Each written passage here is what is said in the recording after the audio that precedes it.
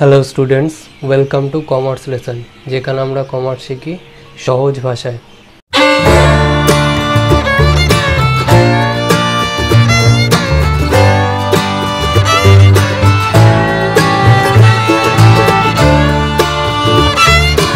আজকে আমাদের golden রুলসের third video. তো তোমরা যারা আগের দুটো ভিডিও দেখোনি অবশ্যই সেই ভিডিওগুলো দেখে নিও, আই বাটনে দেওয়া থাকবে। আজকে আমরা কিছু ট্রানজ্যাকশন নেব এবং সেখান থেকে গোল্ডেন রুলস অ্যাপ্লাই করে ডেবিট এবং ক্রেডিট বার করব। আগে আমরা 40টা ট্রানজ্যাকশন সলভ করেছি, আজকে আবার নতুন কিছু ট্রানজ্যাকশন নিচ্ছি। তো এখানে 41 নম্বরে বলা আছে স্যালারি পেড টু স্টাফ ₹5000। তাহলে হোয়াট পেড কোশ্চেন যদি করি তাহলে অ্যান্সার পাচ্ছি স্যালারি। তো স্যালারি অ্যাকাউন্ট একটা হবে। আর পেড কথাটা বলা আছে কি পে করতে পারি, অবশ্যই ক্যাশ, সো ক্যাশ অ্যাকাউন্ট আসবে। তো এখানে স্যালারি জানি আমরা একটা এক্সপেন্স, তো নমিনাল অ্যাকাউন্টে এক্সপেন্স, আর এক্সপেন্সেস হওয়া মানে ডেবিট হওয়া। নেক্সট ক্যাশ, ক্যাশ আমরা জানি রিয়েল অ্যাকাউন্ট, রিয়েল অ্যাকাউন্ট মানে সম্পত্তি যেহেতু সেজন্য রিয়েল অ্যাকাউন্ট, আর ক্যাশ চলে যাচ্ছে so goes out, credit. Next 42 নম্বরে আমাদের বলা আছে cash paid to sundry creditors. Creditors বলতে আমাদের পাওনাদার। তো এখানে what paid cash, so cash account একটা আসবে। আর cash paid to sundry creditors, তাহলে ক্যাশ পেড টু হুম, কাদেরকে টাকা দেওয়া হয়েছে, sundry creditors, so sundry creditors account.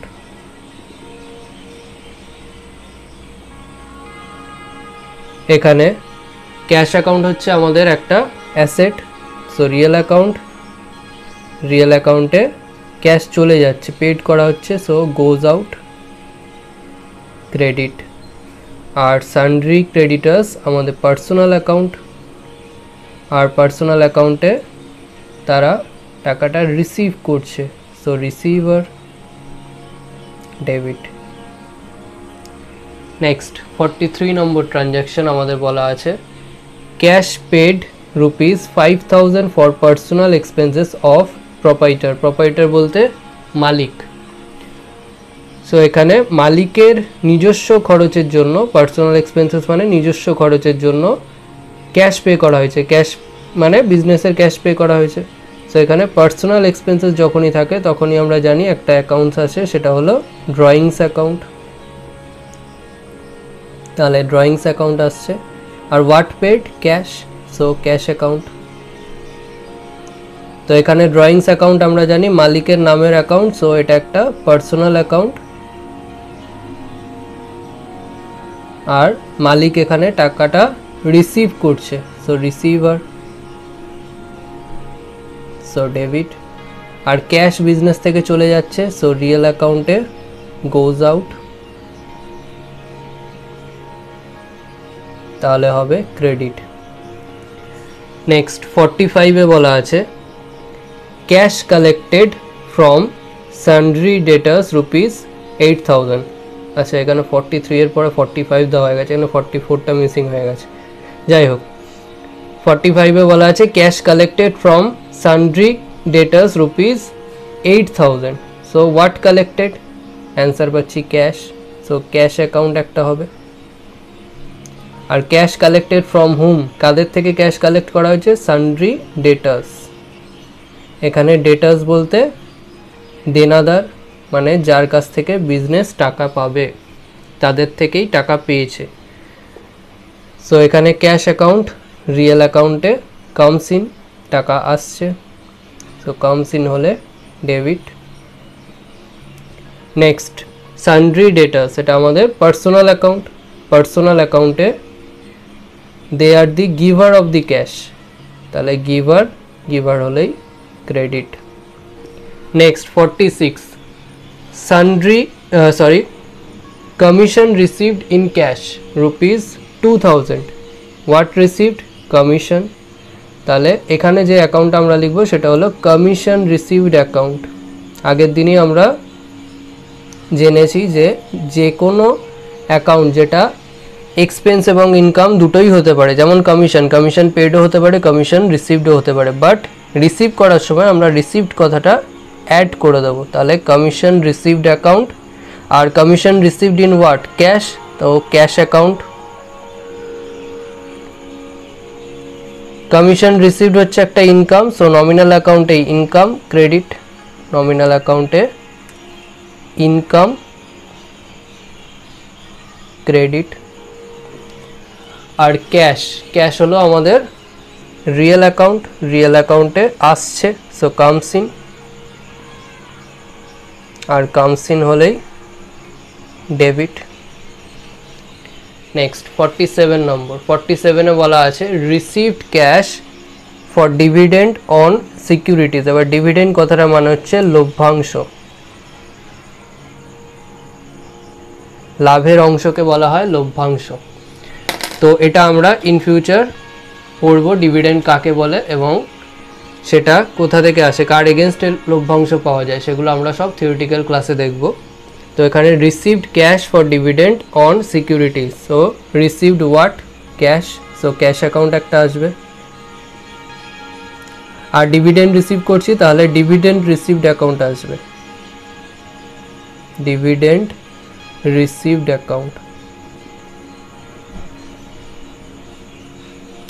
এখানে ক্যাশ রিয়েল অ্যাকাউন্টে আসছে, সো রিয়েল অ্যাকাউন্টে কামস ইন, আর কামস ইন হওয়া মানে ডেবিট। নেক্সট ডিভিডেন্ড রিসিভড আছে, তো ডিভিডেন্ড রিসিভড একটা ইনকাম, সো নমিনাল অ্যাকাউন্টে ইনকাম, আর ইনকাম হওয়া মানেই ক্রেডিট।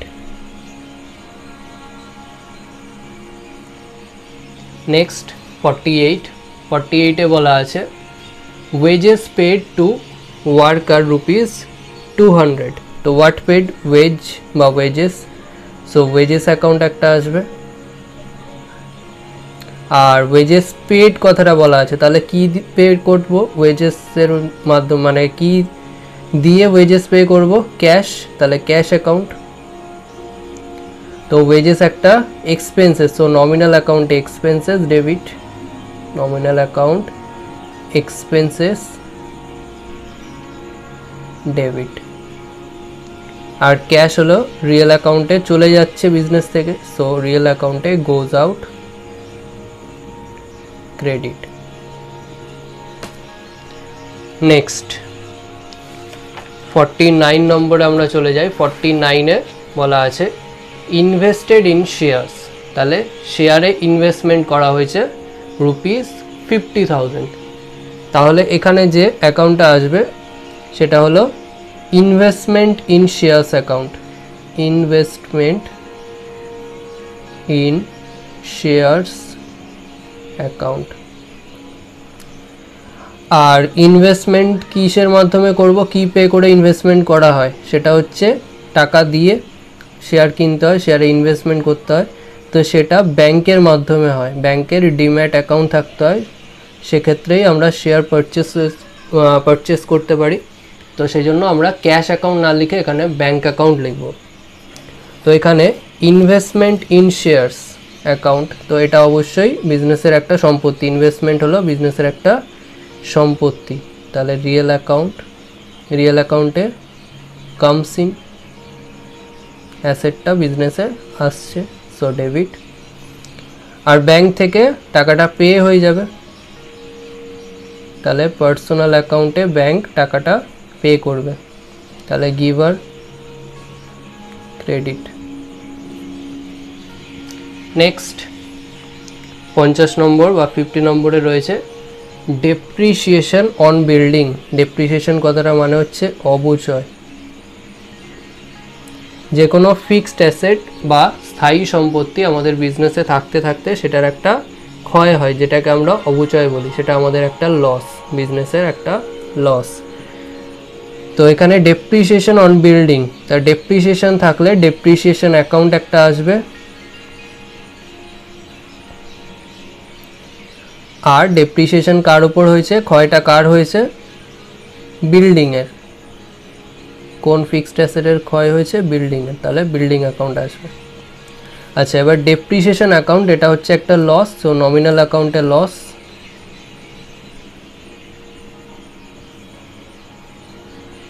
তাহলে ডেবিট।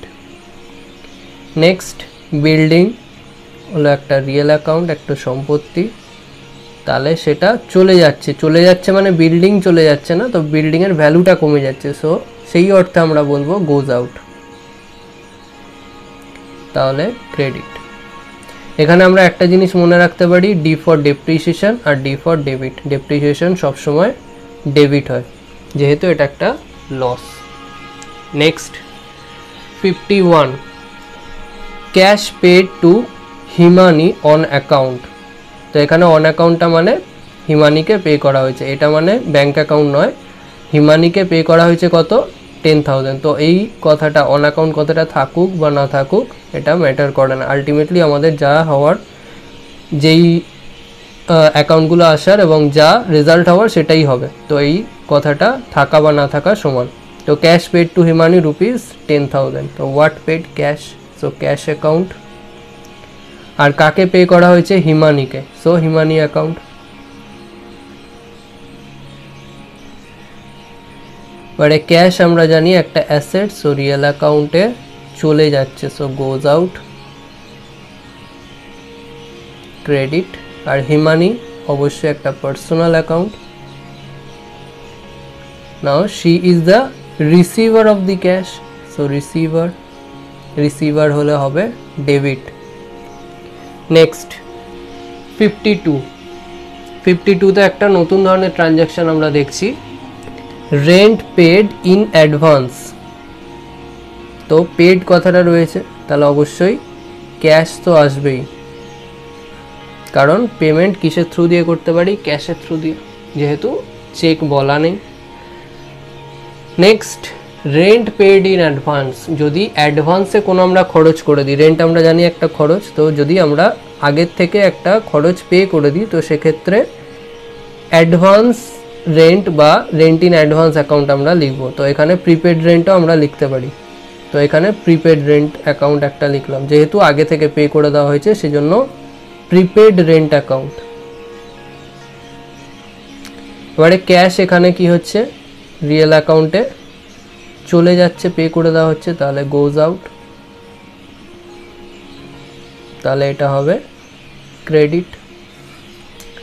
এবার প্রিপেড রেন্টটা এখানে কি হবে, দেখে যা মনে হচ্ছে প্রিপেড রেন্ট আমাদের এক্সপেন্সেস হবে, কিন্তু সেটা হবে না।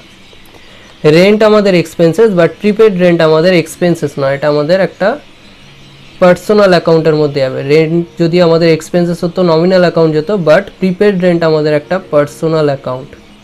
এবার এটা আমরা কি করে বুঝবো যে কখন পার্সোনাল হবে কখন নমিনাল অ্যাকাউন্ট হবে।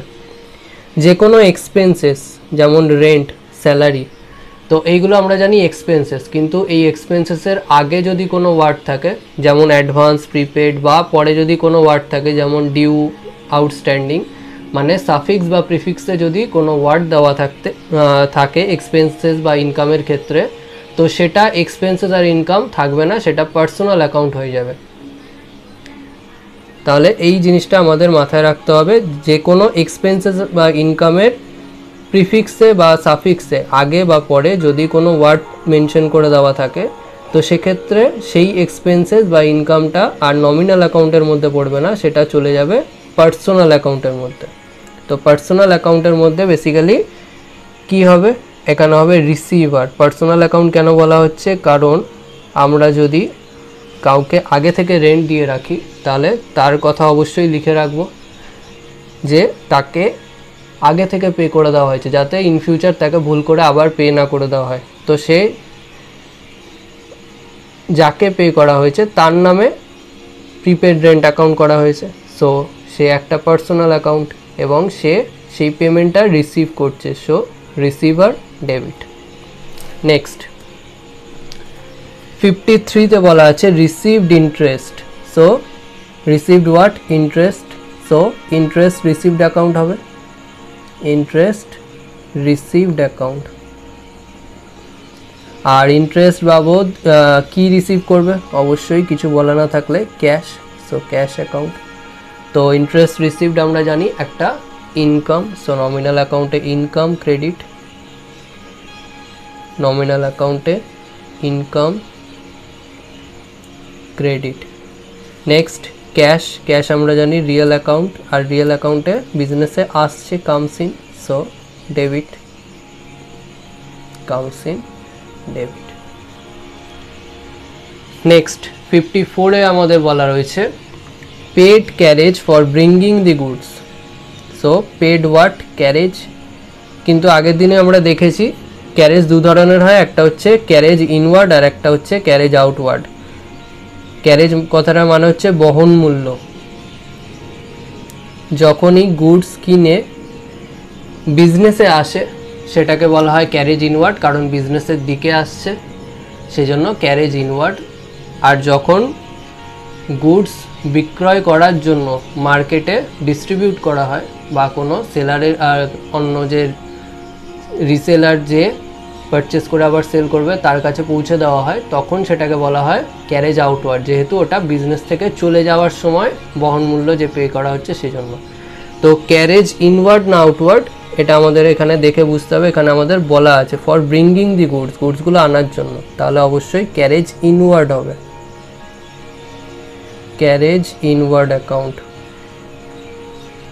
আর পেড কথাটা বলা আছে তাহলে অবশ্যই ক্যাশ অ্যাকাউন্ট আসবে, ক্যাশ পে করা হচ্ছে, তাহলে ক্যারেজ ইনওয়ার্ড আমাদের একটা এক্সপেন্স, সো নমিনাল অ্যাকাউন্টে এক্সপেন্সেস, তাহলে ডেবিট। আর ক্যাশ অ্যাকাউন্ট হচ্ছে রিয়েল অ্যাকাউন্টে চলে যাচ্ছে, পেড করা হচ্ছে, সো গোজ আউট, তাহলে ক্রেডিট। নেক্সট লাস্ট ট্রানজ্যাকশন আমাদের বলা রয়েছে পেড রেন্ট অ্যান্ড ট্যাক্সেস ₹500, তাহলে paid what, rent and taxes, so rent and taxes account. আর পেড বলা আছে তাহলে পেড হোয়াট, ক্যাশ, তো cash account. Rent and taxes হচ্ছে আমাদের নমিনাল অ্যাকাউন্টে expenses, so nominal account, nominal অ্যাকাউন্টে এক্সপেন্সেস, ডেবিট। আর ক্যাশ হলো আমাদের একটা রিয়েল অ্যাকাউন্ট, রিয়েল অ্যাকাউন্টে টাকাটা চলে যাচ্ছে, সো গোজ আউট, তাহলে ক্রেডিট। এই ছিল আমাদের গোল্ডেন রুলসের ওপর 3টে ভিডিও, যেখানে আমরা অনেকগুলো ট্রানজ্যাকশন দেখলাম এবং সেই ট্রানজ্যাকশনস থেকে গোল্ডেন রুল অ্যাপ্লাই করে ডেবিট এবং ক্রেডিট বার করলাম। নেক্সট ভিডিওতে আমরা মডার্ন রুল দেখব, মডার্ন রুল বা আমেরিকান রুল। সো ভিডিওটা ভালো লাগলে লাইক করো, বন্ধুদের সাথে শেয়ার করো, যদি কোনো প্রশ্ন থেকে থাকে কমেন্ট সেকশনে জানাও, এবং এই ভিডিওটা থেকে যদি কিছু নতুন শিখে থাকো তাহলে অবশ্যই সাবস্ক্রাইব করো এবং দেখতে থাকো কমার্স লেসন।